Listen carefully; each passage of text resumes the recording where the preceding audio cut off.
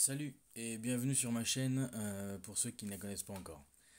Aujourd'hui je reprends une de mes anciennes façons de faire une vidéo avec un petit avatar pour te parler d'un sujet très important dans le domaine de la survie, les premiers secours. Dans cette vidéo je vais te parler des risques potentiels à évaluer ainsi que les premiers diagnostics à observer sur la victime. Face à un accident, tout le monde ne sait pas tout à fait comment réagir. Pourtant, avoir les bons réflexes et connaître certains gestes peuvent un jour ou l'autre sauver la vie d'un de tes proches ou même d'un passant dans la rue. Se former aux gestes de premier secours, c'est potentiellement sauver une vie, car malheureusement, personne n'est à l'abri d'un accident. Malaise, chute, incident domestique, tous les ans, c'est à peu près 5 millions de Français qui sont concernés par les accidents du quotidien, qui sont responsables d'environ 20 000 décès, c'est-à-dire 5 fois plus meurtriers que les accidents de la route. Est-ce que tu saurais quoi faire si tu voyais un membre de ta famille, un ami, un collègue ou même un passant dans la rue être victime d'un accident? Comme tu l'as compris, savoir réagir quand on est témoin d'un accident, c'est vital. Même un réflexe en apparence minime peut avoir une importance capitale et faire gagner de précieuses minutes avant l'arrivée des secours. Mettre une victime en PLS, position latérale de sécurité, éviter certains gestes pour pas dégrader l'état de santé de la victime, dégager les voies respiratoires, c'est la manœuvre d'Emlich, ou encore compresser une plaie, sont autant de gestes qui sauvent que tout le monde peut apprendre. La première chose qu'il faut connaître en secourisme, c'est la méthode PA. P comme protéger, A comme alerter et S comme secourir. Même si tu es formé, il est possible d'avoir de l'appréhension si tu te retrouves en situation d'utiliser les gestes de secours. Mais rappelle-toi que tout ce que tu pourras faire pour aider la victime sera autant de chances pour elle et des facteurs qui aideront les services de secours. Avant de commencer à te parler de tout ça, éloigne tes enfants de l'écran du coup pour éviter qu'ils soient choqués par certaines images. Alors, première étape à aborder, du coup, protéger, sécuriser le lieu de l'accident et les personnes impliquées. Ce qu'il faut en premier, c'est que tu évalues les conditions de sécurité et que tu vérifies s'il n'existe aucun danger supplémentaire. Que ce soit sur la série des voies de circulation, par exemple, un incendie ou de la présence d'électricité, par exemple. N'approche pas le lieu de l'accident si ça représente un risque pour toi. Dans la mesure du possible, assure la sécurité des victimes et des autres personnes présentes. Si la situation est dangereuse et que tu ne peux pas agir sans prendre de risques, alerte les services d'urgence. Établis un périmètre de sécurité autour du lieu de l'accident en attendant l'arrivée des secours. Présente-toi et explique à la victime ce que tu vas faire afin de la rassurer. Vérifie qu'elle est consciente et qu'elle respire normalement. Le pronostic vital est souvent en jeu en cas d'altération de la conscience ou de la respiration. Ces éléments, tout cela, seront à transmettre au secours. Si la victime ne peut pas se soustraire d'elle-même à un danger réel, immédiat et non contrôlable, il faudra que tu réalises alors un dégagement d'urgence. Celui-ci vise à placer la victime dans un endroit suffisamment éloigné du danger et de ses conséquences. Alors c'est une manœuvre dangereuse pour tout le monde, qui ne requiert pas particulièrement de techniques spécifiques, mais qui doit rester exceptionnelle. On verra dans une prochaine vidéo quels sont les dégagements d'urgence. Deuxième point de la méthode PAS, c'est le A, alerter.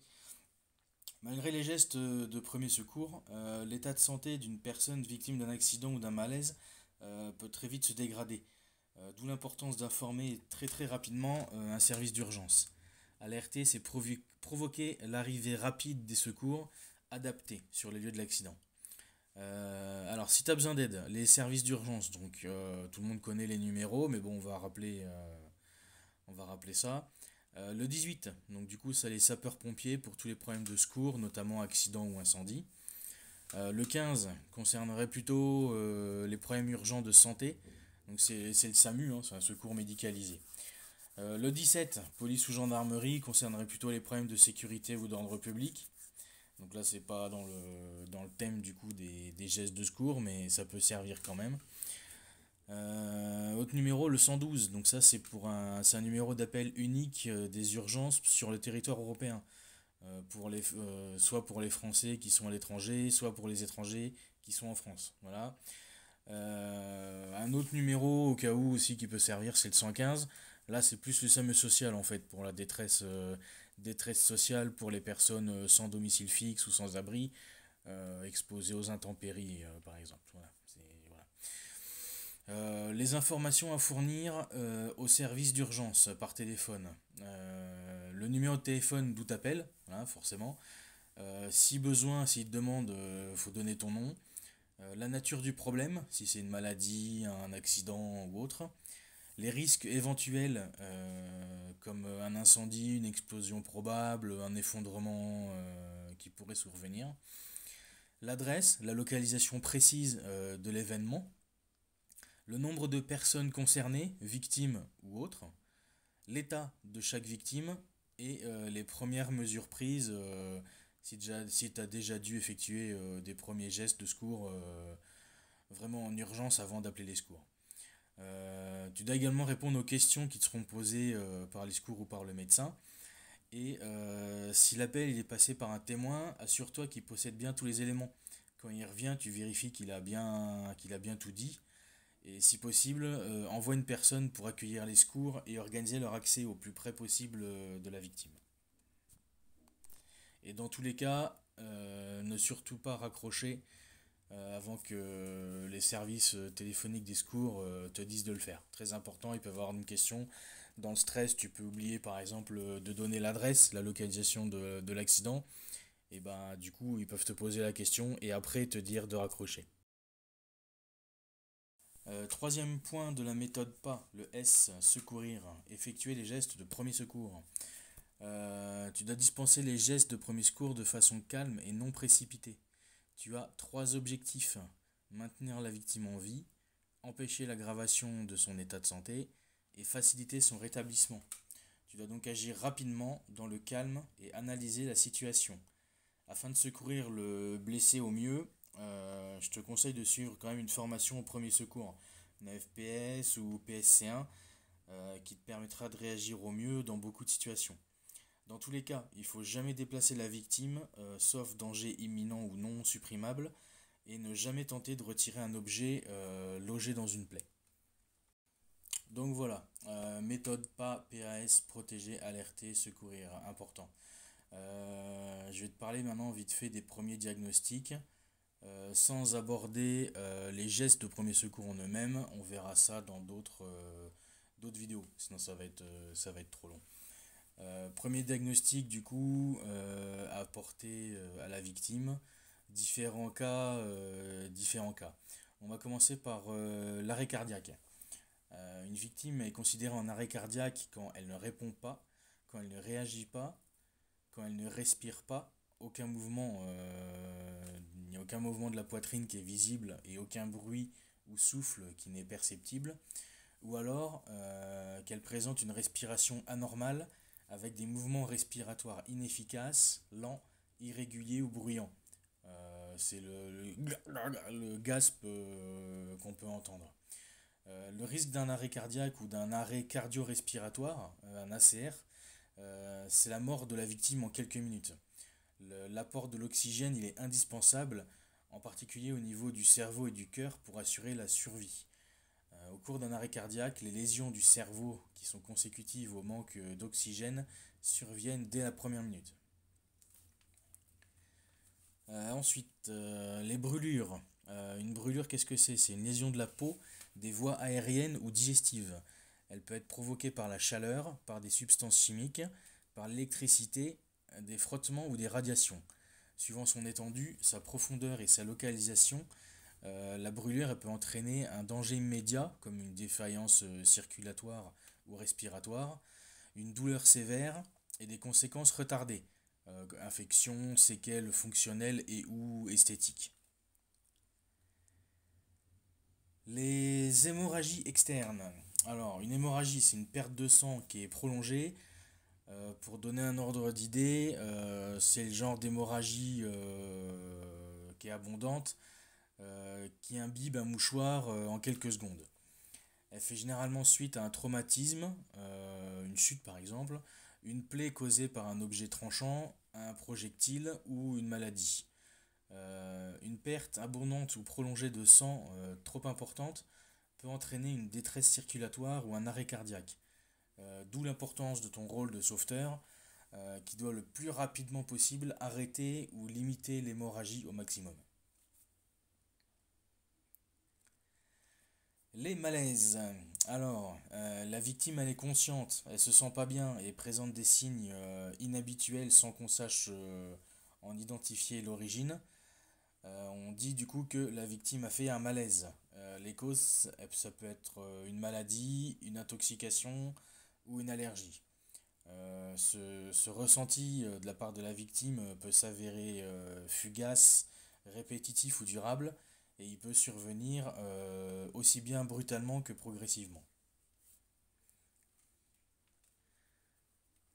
L'obstruction des voies aériennes. Alors, ces voies respiratoires, ou les voies aériennes, du coup, sont les conduits qui permettent le passage de l'air entre l'extérieur du corps et les poumons, enfin, bref.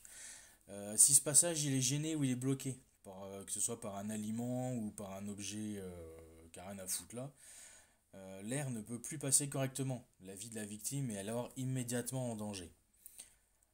Il y a deux sortes d'obstructions à observer et à identifier rapidement, plus ou moins importantes.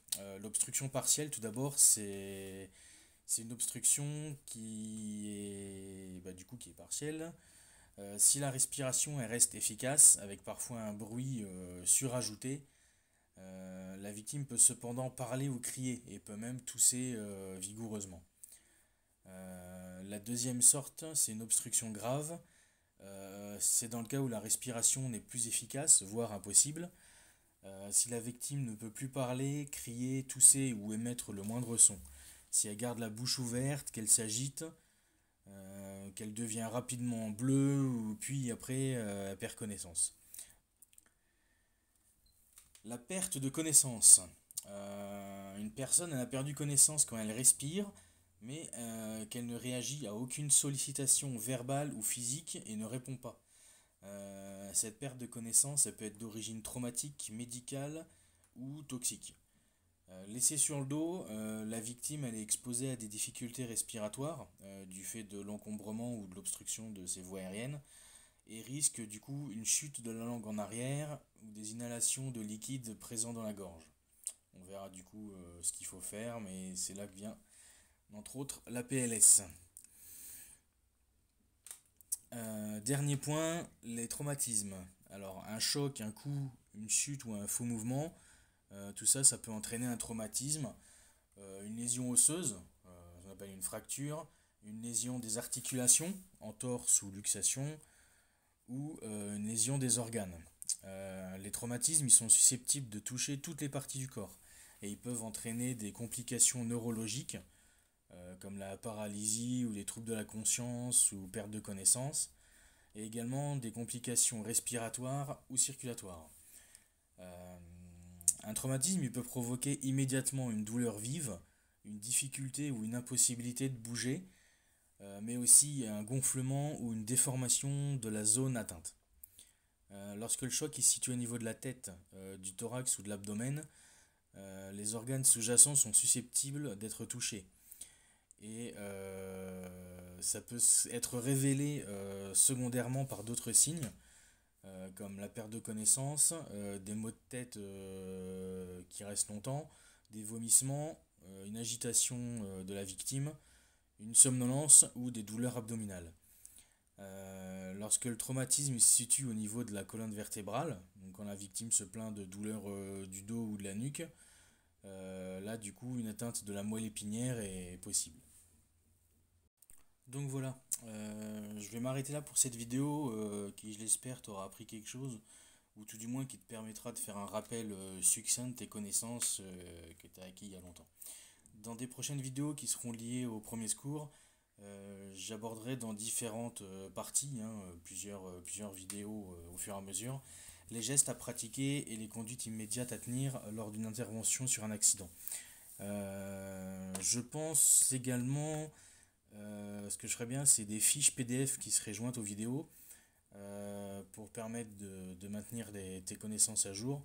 Sachant bien sûr que mes vidéos, elles n'ont qu'un but instructif, hein, bien sûr, mais qu'elles ne remplacent pas et ne remplaceront pas une formation encadrée par des professionnels qui t'apprendront physiquement à pratiquer les gestes. Voilà, voilà. Dis-moi, du coup, dis-moi dans les commentaires ce que tu penses de ça, des petites fiches PDF à joindre. Et puis, aime cette vidéo. Je pense que même si ça fait un petit moment, elle t'aura forcément rappelé quelques petits points que tu as dû oublier, c'est sûr. Moi-même, ça a été un peu le cas en me repenchant dessus pour la faire. Et voilà, n'hésite pas à la partager autour de toi. C'est un sujet qui est vraiment important. Tout le monde devrait savoir pratiquer les gestes de premier secours en toutes circonstances, c'est vraiment important. Et voilà, n'hésite pas à partager, abonne-toi si c'est pas encore fait. Et voilà, à bientôt pour une autre vidéo sur un thème de la survie, premier secours ou autre. Allez, salut!